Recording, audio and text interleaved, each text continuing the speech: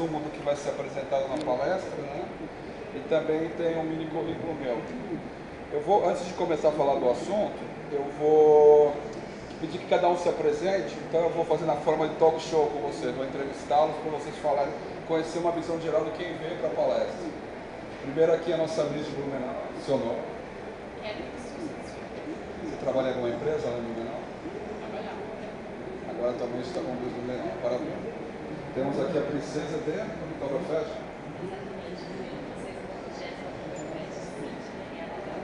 Princesa de quando a quando, Oktoberfest? Parabéns, obrigado por ter vindo. Rainha do Oktoberfest? O que você tem a dizer para levar as pessoas para o Oktoberfest esse ano? O que vai ter de especial e diferente? Além de você ser a rainha da festa. Esse ano tem um monte de novidade, a edição histórica do 20º Oktoberfest, tem muita gastronomia típica, churros artesanais, churro oficial e a alegria que é típica da nossa cidade.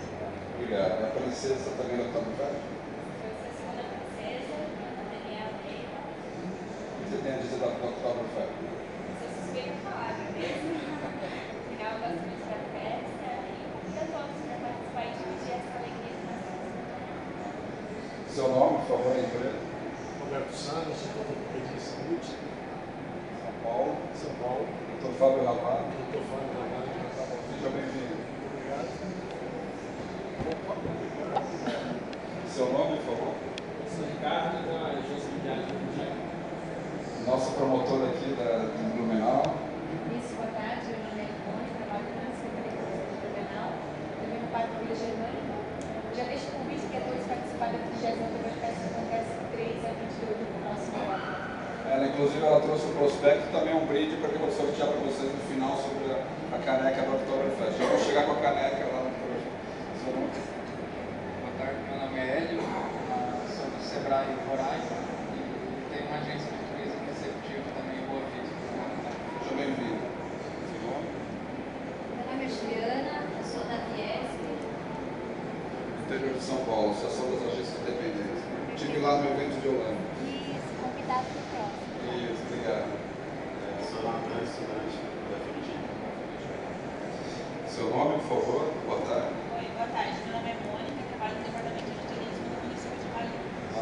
Ótimo, perto de São Paulo. Boa tarde, eu sou Raquel Cordeiro, sou coordenadora de projetos turísticos aqui da São Paulo Turismo. Ótimo, seja bem-vindo. Também da São Paulo. Boa tarde, meu nome é Lúcia Regina, trabalho na São Paulo Turismo, na Diretoria de Turismo e Concessões. Ótimo.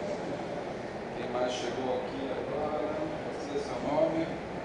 Olá, meu nome é Flávia, sou de Santa Catarina e sou executivo de pontos no Hotel Paraguai. Florianópolis? Balneário Camboriú. Você trabalhar lá no 100 Praias, né? Tendo 100 praias lá, é difícil trabalhar em Florianópolis. Boa tarde, meu nome é Ana Vieira, sou da Secretaria de Turismo de Lages, Santa Catarina. Seja bem-vindo. A Secretaria marcou presença aqui. Boa tarde. Meu nome é Ana Gabriela, sou estudante de turismo da UFSC. Legal, pode ser um patrocinador, né? Seu nome, por favor. Boa tarde, meu nome é Sônia Cordeiro, sou do curso convencional. Tá ótimo. Então vamos começar. Oi, tudo bem? Eu te entrevistei.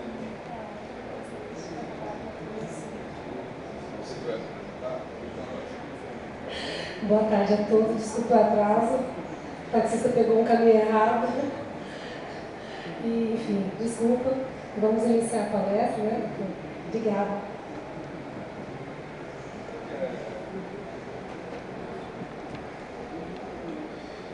Bom, obrigado pela presença então. Então, como eu falei para quem chegou agora, eu deixei um resumo da palestra. Vocês têm também no slide share aí todos os slides que eu vou colocar aqui agora, vou apresentar, tá? Bom, esse assunto de captação de recursos para o turismo, eu venho pesquisando e sendo consultor há muitos anos, aproximadamente há mais de 20 anos, né? E sou autor de um livro nessa área.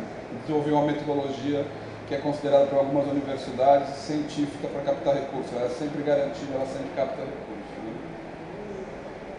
Qual seria a agenda da palestra? Eu vou falar um pouco dessa minha experiência nessa área e como você formata uma empresa, uma organização, um destino para captar recursos, né? Cenários para a economia do turismo, fonte de recursos financeira pública, privada e não reembolsável para agências de viagem e para as empresas, destinos e prefeituras do segmento de turismo, e a metodologia para captar recursos e o banco de patrocínios. Bom, esse é o livro que eu sou autor, Captação de Recursos para Projetos e Empreendimentos. Foi um livro considerado nota 10 pela Universidade de Mackenzie e foi adotado pela Universidade de Barcelona, por mais de 3.000 organizações, né?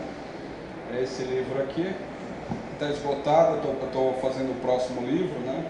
E depois eu vou até fazer falar de uma campanha que eu estou fazendo para viabilizar esse segundo livro, uma campanha de crowdfunding, né? E ele vai se chamar O Segredo para a Captação de Recursos. Aqui foram algumas empresas que a gente atendeu, destinos, governos, prefeituras nessa área de captação de recursos, né? Tive dando curso lá em Foz do Iguaçu, tive lá em São Luís, governo do Paraná e outras empresas, né? Aqui na área de comunicação, a gente tem alguns veículos de comunicação, a agência Só Economia, o jornal, um boletim na Alemanha, onde a gente divulga o Destino Brasil lá na Alemanha, tanto para brasileiros como para alemães, é um boletim bilíngue, né? E uma revista de luxo de futebol. Aqui são nossos clientes que viram nossas palestras, né, algumas empresas. E esse aqui é uma coisa importante para quem quer captar recursos. Se você tem uma empresa, uma organização, uma prefeitura ou um convention bureau, a importância de você ter um conselho consultivo com pessoas que vão ser seus aliados na captação de recursos. Por exemplo, a minha empresa, ela tem uma correspondente na Alemanha, tem duas especialistas em marketing, um advogado, um investidor e até um astrólogo empresarial no nosso conselho. Então, a gente é bem holístico, não falha nada, né? E aí temos a equipe aqui de assessores de imprensa, engenheiros, temos correspondente em Brasília, Rio de Janeiro. E aqui são nossas marcas, né? A PFC Internacional, a agência Só Economia está com leitores em 111 países, tem um banco de patrocínios.